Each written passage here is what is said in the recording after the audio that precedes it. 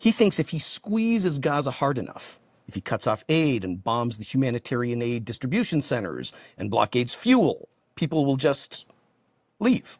He's hoping hunger will do behind the scenes what the tanks have embarrassed him by doing on camera. Just make the Palestinians disappear. Stay tuned for this important public disservice announcement. Hey, how come whenever a population is starving to death, governments suddenly forget how evidence works? You show them aerial photos of kids digging through the rubble for a box of Kraft mac and cheese, and they tell you, well, technically that's not famine, that's food insecurity. Golly, Martha, I didn't realize we were playing semantic dodgeball while toddlers eat wallpaper paste. We have to make this perfectly clear, all right? There is a famine in Gaza. You don't need to be the UN or Doctors Without Borders to see that. You just need 2 eyes and maybe the tiniest bit of human sincerity. Sadly, apparently, that disqualifies half the Knesset, the Israeli parliament. And sadly, it evidently disqualifies a lot of American lawmakers, too. Toe-tapping Lindsey Graham tells us this week there is no famine in Gaza. Randy Fine of Florida tells us, quote, Gaza should starve away. Hey, Randy Fine of Florida's 6th District. You're a you lousy, stinking, scummy You can all the way off, pussy. In the meantime, Israeli Prime Minister and war criminal Benjamin Netanyahu and President Isaac Herzog, these guys are out there insisting everything's fine. Again, quote from Netanyahu, there is no policy of starvation in Gaza, and there is no starvation in Gaza. We enable humanitarian aid throughout the duration of the war to enter Gaza. Let me translate that from politician to English for you. There is clearly a policy of starvation in Gaza. There is mass starvation in Gaza. We actively obstruct the movement of humanitarian aid throughout the duration of the war to enter Gaza. No famine. Beebs. Boobala.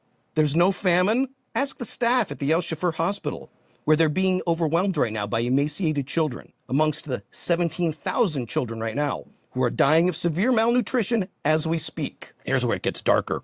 Again, speculation, I don't know it for a fact, but I don't think Bibi actually wants to kill them all. He's not a cartoon or a James Bond villain. No, he's much more strategic, see? He thinks if he squeezes Gaza hard enough, if he cuts off aid and bombs the humanitarian aid distribution centers and blockades fuel, people will just leave. He's hoping hunger will do behind the scenes what the tanks have embarrassed him by doing on camera. Just make the Palestinians disappear. It's true. It's not genocide, technically. It's incorrect and maybe insincere to accuse the Israelis of genocide. But it is strategic ethnic cleansing with plausible deniability. You didn't bulldoze the people. You just isolated them and leave them dying of thirst in the desert until they walk away from their homes like it was a failed Red Lobster. I mean, what the hell? Starvation as a weapon of war? This isn't new.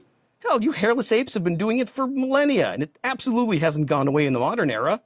Yeah, look, Stalin did it to the Ukrainians. The Saudis did it to the Yemenis, with help from some amazing American military hardware. And now the Israelis are doing it to the Oh, no, sorry, that's Jews being starved to death by Nazis in Europe. Hold on a sec. There we go.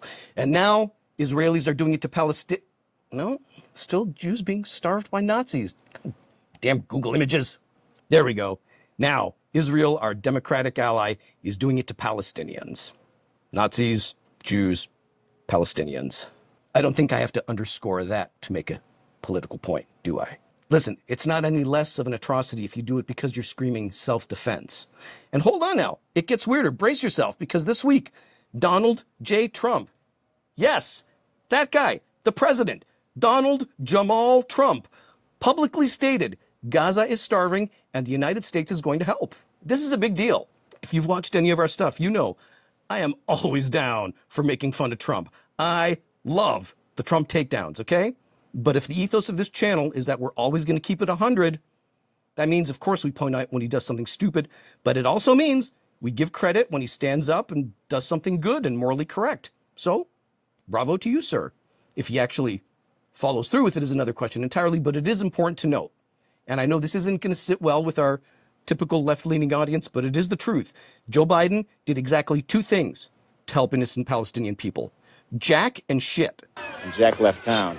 And so far, Trump is the only president in recent memory to make any notable pushback on the Israelis that I can think of. Again, If the convicted sex criminal and accused pederast actually follows through on it, that's another question entirely. I support the existence and safety and prosperity of the state of Israel. I love the Jewish people, but loving a people does not mean rubber stamping their government's war crimes. It means holding them to a higher standard. Because when the world turns a blind eye to the deliberate starvation of children, history is going to remember you, and not in a good way. We got to stop pretending that humanitarian aid is a concession. It's not charity. It's not politics. It's basic human fucking decency. And if we can't protect the innocent, if we can't put a stop to this, you don't get to call yourself a Christian nation. And you certainly don't get to call yourself the good guys. Like, share, click subscribe, do all that stuff.